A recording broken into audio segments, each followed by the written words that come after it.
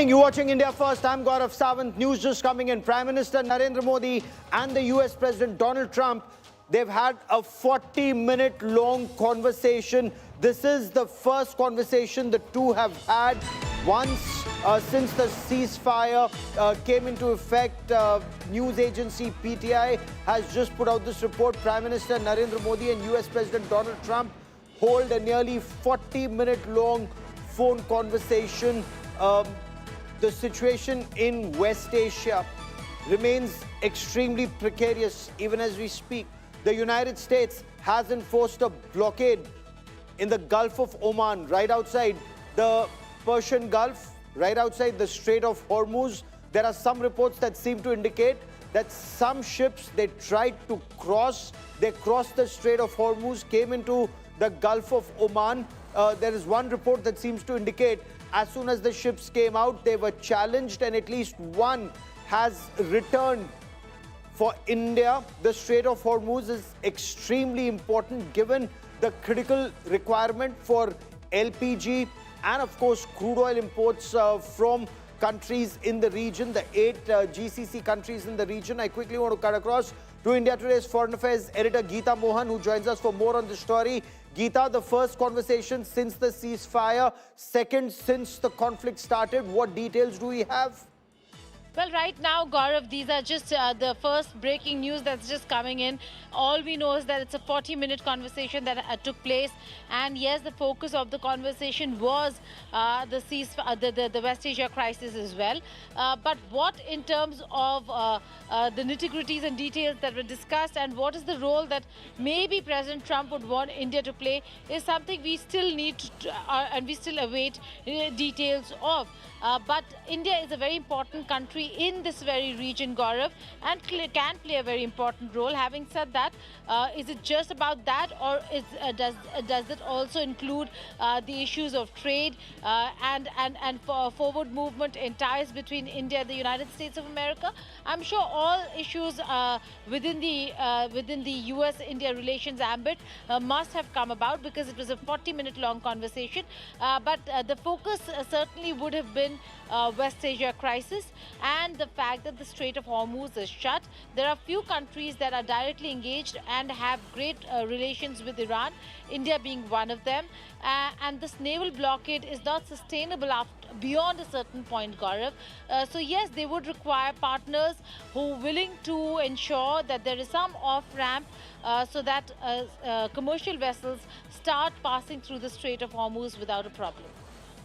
Now, as far as the situation in West Asia is concerned, and especially regarding the blockade, Geeta, stay with me because there are some reports that seem to indicate that a couple of dark fleet ships, they tried to cross over, but apparently at least one or two have gone back. I want to quickly bring in editor Open Source Intelligence, Ankit Kumar, who joins us for more on this. Ankit, since the blockade came into effect, while we will talk about, China-US tensions rising because of the American blockade, but what's the current situation? I believe some ships tried to cross. Did they succeed?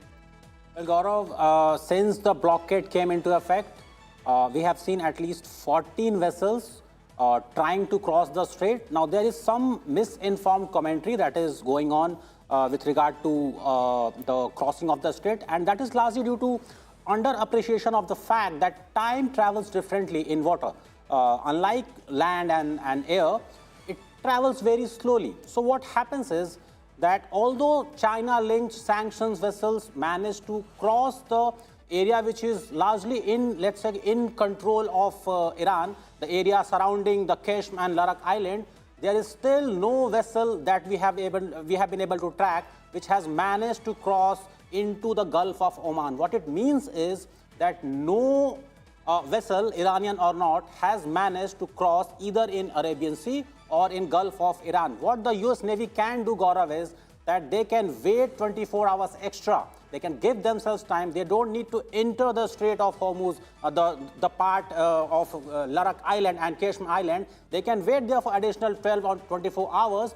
And once the vessels come into the Gulf of Oman or Arabian Sea, they can tell the vessels to go back. And we have seen that happening at least in 2 or 3 cases.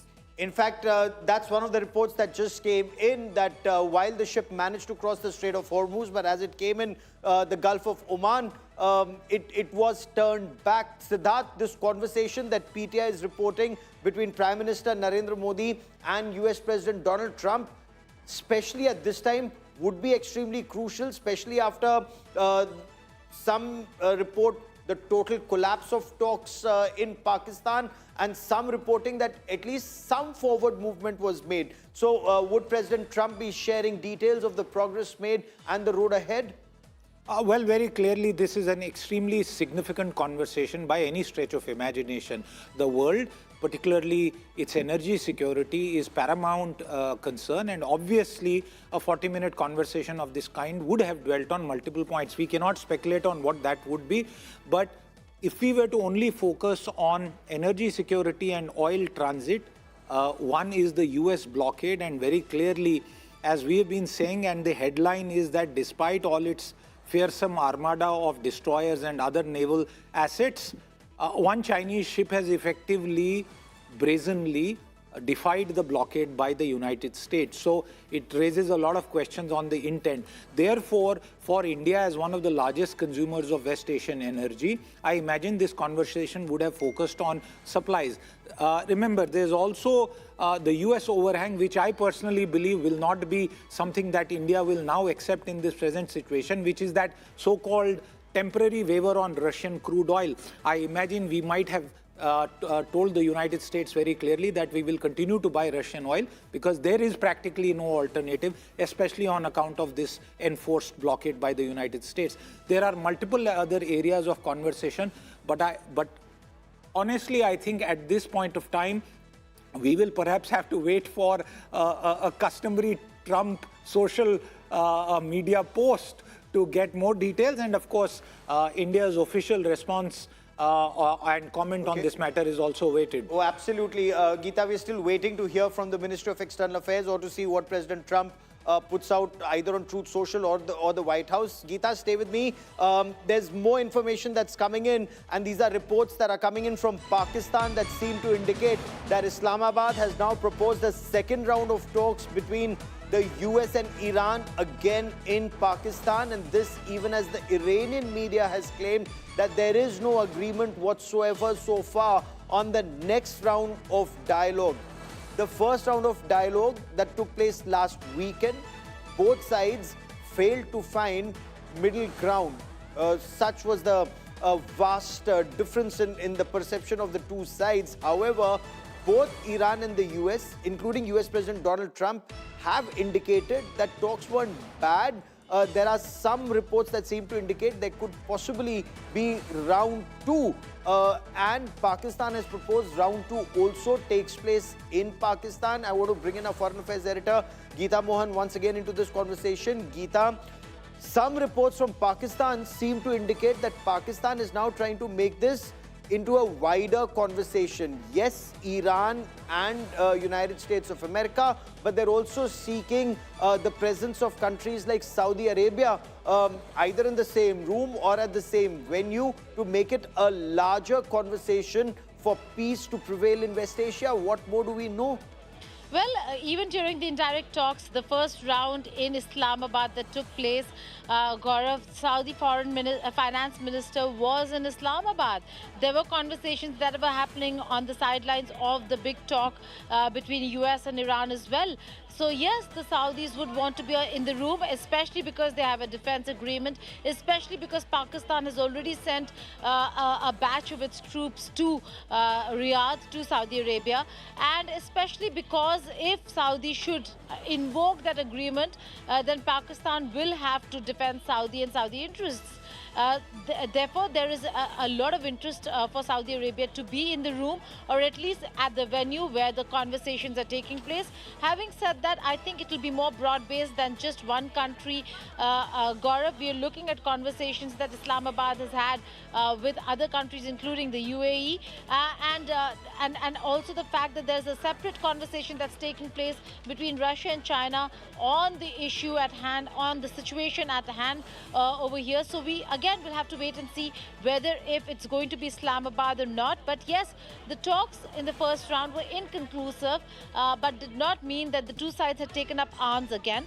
The war is on a halt, which does mean that both sides do want to look at negotiations and give diplomacy another chance. Apart from Islamabad, we do know that Cairo also had suggested Egypt as the next venue for talks between America and Iran. We do not really know exactly whether if Iran would be willing to travel to Egypt, very close to Israel, with the leadership going over there.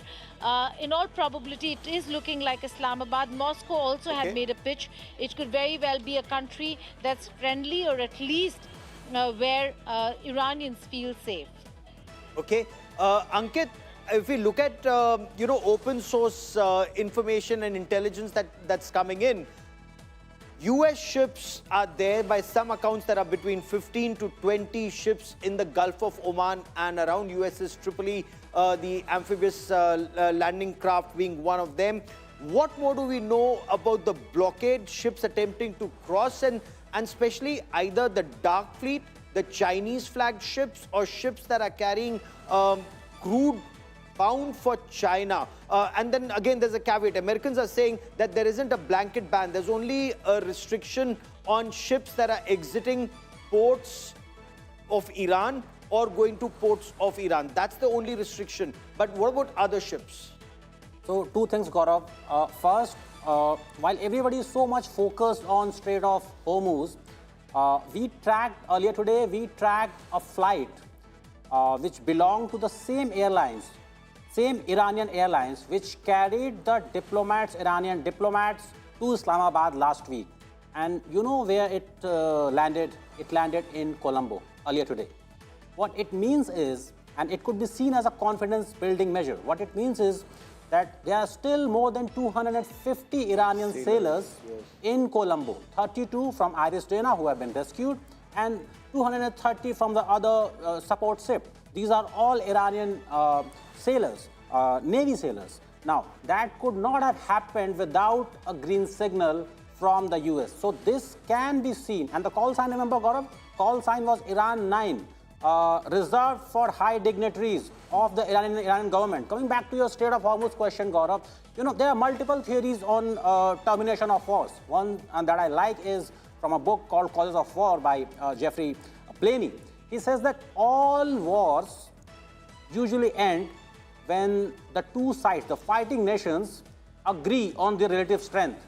Clearly, before February 28, Iran and US did not agree on their relative strength. And the thing that changed the equation was Strait of Hormuz. Nobody realized Iran's capability of choking the global supply chain. And what we have seen as far as open source, from the open source data is that... Okay, give me a moment, information that's coming in. It was the American president who called Prime Minister Narendra Modi. Prime Minister Narendra Modi has put out a post on social media platform to say, received a call from my friend, President Donald Trump. We reviewed the substantial progress achieved in our bilateral cooperation in various sectors. We are committed to further strengthening our comprehensive global strategic partnership in all areas. We also discussed the situation in West Asia and stressed on the importance of keeping the Strait of Hormuz open and secure. So the Prime Minister has confirmed the conversation. It was a call from the American president to the Indian Prime Minister.